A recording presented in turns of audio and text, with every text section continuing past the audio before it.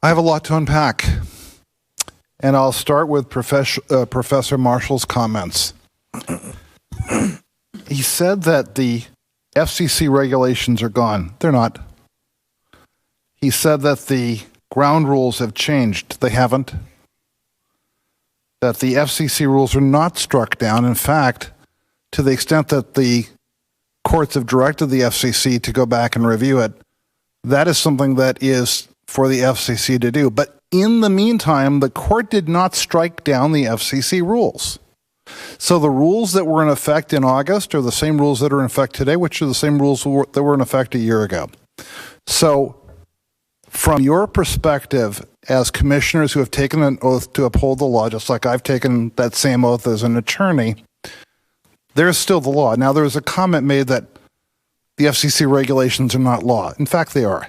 The FCC is the expert agency charged by Congress with enacting the rules in federal law, and this specifically, as was cited earlier, 332C7, that's the federal code. So Congress doesn't write operational rules. They have expert agencies, regardless of how we may think of the expert agency. And I have my own quibbles with the FCC, but to the extent that they are the agency delegated by Congress to enact the laws that Congress has passed, that's what they do, and those rules have the force of law. You know, when I was studying for my doctorate, and I had to go through all of the court cases, every single court case that was both published and unpublished that was discoverable on the issue of RF and home values and all of that. And the courts recognize the FCC. I mean, there just is no question about it. And nothing has changed.